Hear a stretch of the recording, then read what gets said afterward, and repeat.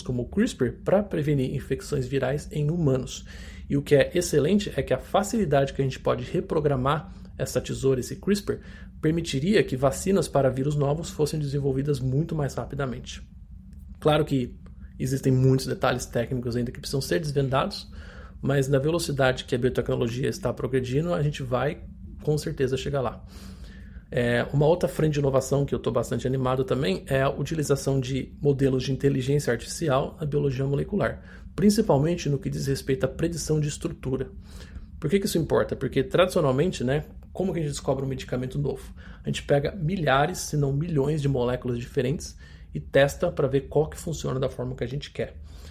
Mas conforme a nossa capacidade de modelar estruturas e proteínas e moléculas melhoram, principalmente incorporando esses modelos de inteligência artificial, a gente começa a chegar cada vez mais perto de um ponto no futuro em que a gente pode desenhar moléculas que têm funções que a gente quer.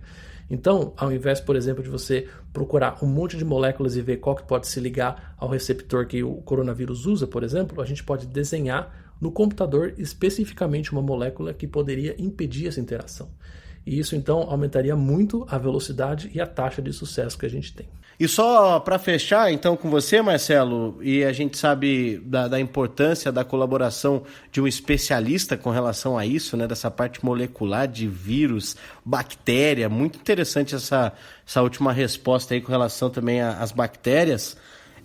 Queria que você falasse em tempos de anticientificismo, com o presidente, o próprio Donald Trump aí nos Estados Unidos, o presidente Bolsonaro também, negando várias vezes a ciência, para várias coisas, aquecimento global, entre outras coisas.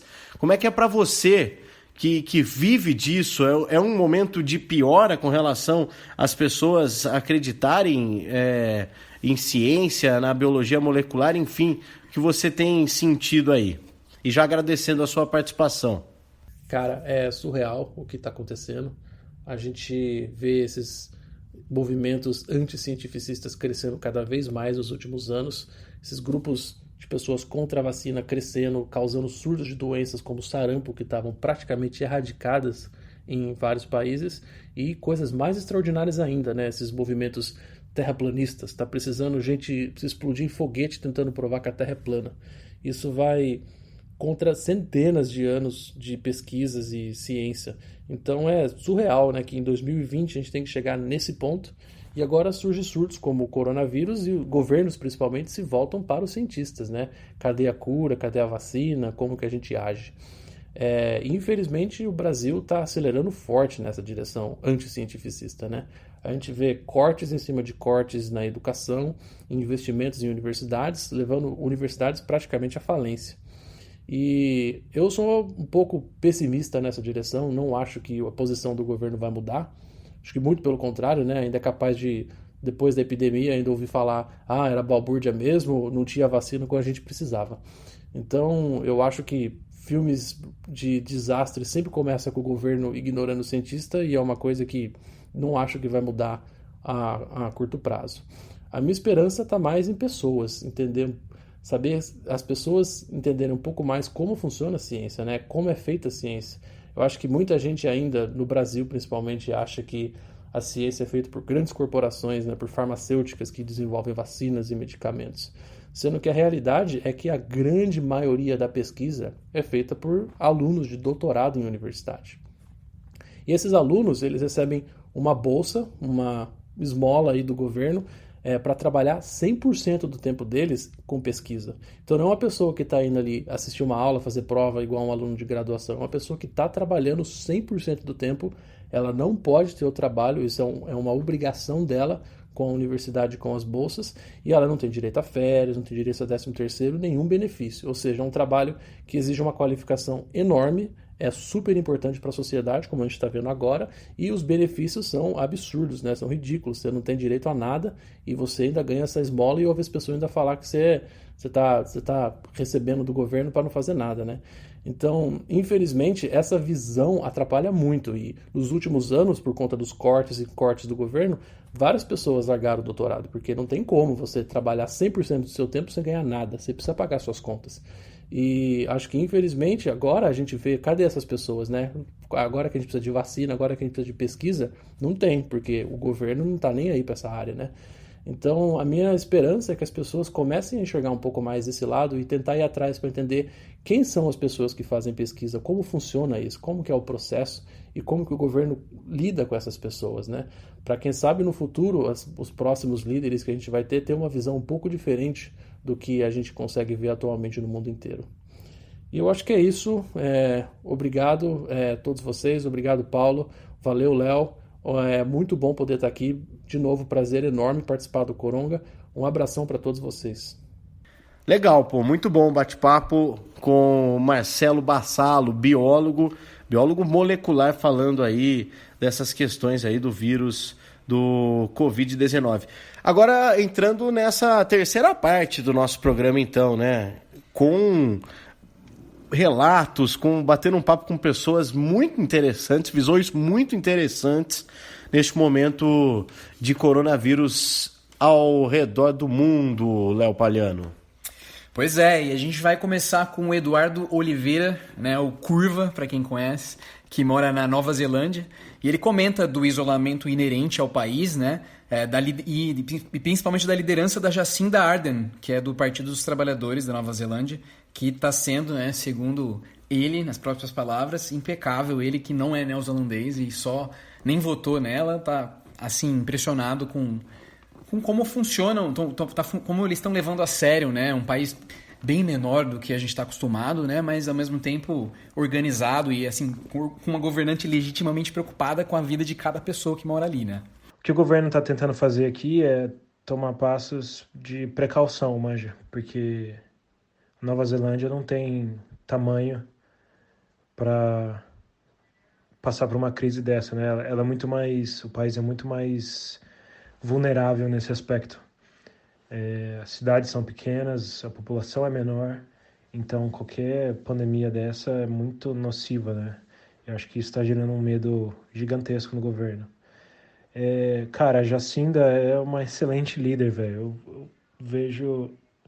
Já vi isso no ataque terrorista do ano passado, como ela lidou com a situação, agora como ela está lidando. O que eu tenho para resumir do que eu vejo, né, da minha perspectiva, é um governo... Ela está sendo o mais transparente possível com a população, em termos de... galera, a situação não tá ruim, não tá crítica, mas precisamos manter a atenção e nos precaver para que não fuja do controle. Acho que de um caso para agora 360, eu acho que estão confirmados, foi o que? 10 dias, 12 dias. E a gente fechou as fronteiras, Nova Zelândia fechou as fronteiras na primeira semana que os casos começaram a aparecer. Ainda já só tinha, 30, 40 casos e as fronteiras já estavam sendo fechadas. As medidas que alguns países estão tomando agora, depois de 1.000 casos, a Nova Zelândia começou a tomar com algumas dezenas de casos.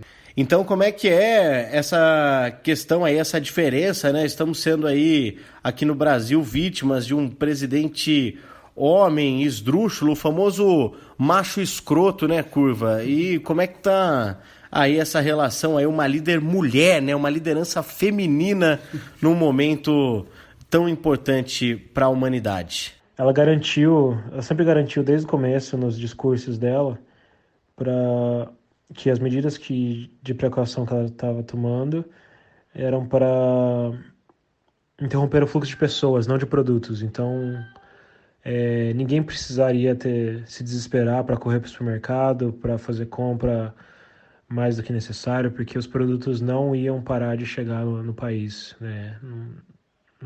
A população não precisava se preocupar. E, cara, o jeito que ela se comunica, a clareza e a tranquilidade que ela passa nos discursos dela são muito claros, assim, dá uma... Até pra mim, assim, que eu não sou cidadão, não votei nela, né?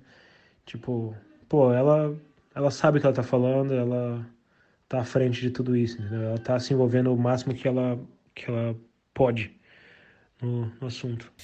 E, Curva, conta pra gente como que funciona, né, no ambiente de trabalho, como vocês estão lidando entre vocês, como funciona, né, qual o funcionamento das empresas, como elas estão lidando com essa crise, o que elas estão fazendo para os funcionários, né, pra gente entender melhor o que está acontecendo aí nesse sentido. O governo já liberou um fundo, um pacote, né, de ajuda para economia. E assim, todas as pessoas que trabalham, que tiveram seu trabalho impactados pelo coronavírus, podem se aplicar para o pacote de ajuda financeira. Então, o pacote varia se você trabalha meio período ou período completo. E se você perder o emprego, se o seu salário diminuiu por um determinado percentual lá, você pode se aplicar para receber esse pacote. E, cara, menos de 4 ou 5 dias as pessoas já estavam recebendo esse pacote do governo. Eu acho que para quem trabalhava meio período é $350 por semana, durante 12 semanas. E para quem trabalhava full time era $550, alguma coisa assim.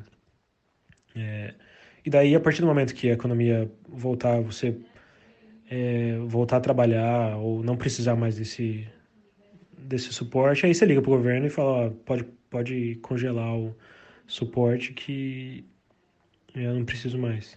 E daí eles param de mandar o pacote de ajuda. E o meu trabalho, eu trabalho para uma instituição financeira, então eu não parei de trabalhar. A empresa inteira, 150 funcionários, todo mundo está trabalhando de casa no momento.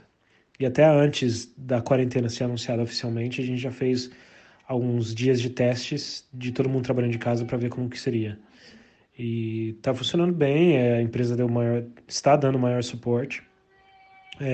Então eu trouxe, a empresa liberou para eu trazer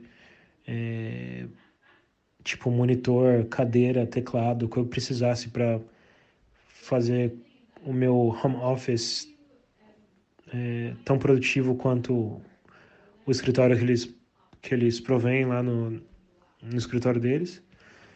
E não só em termos de home office, mas também em termos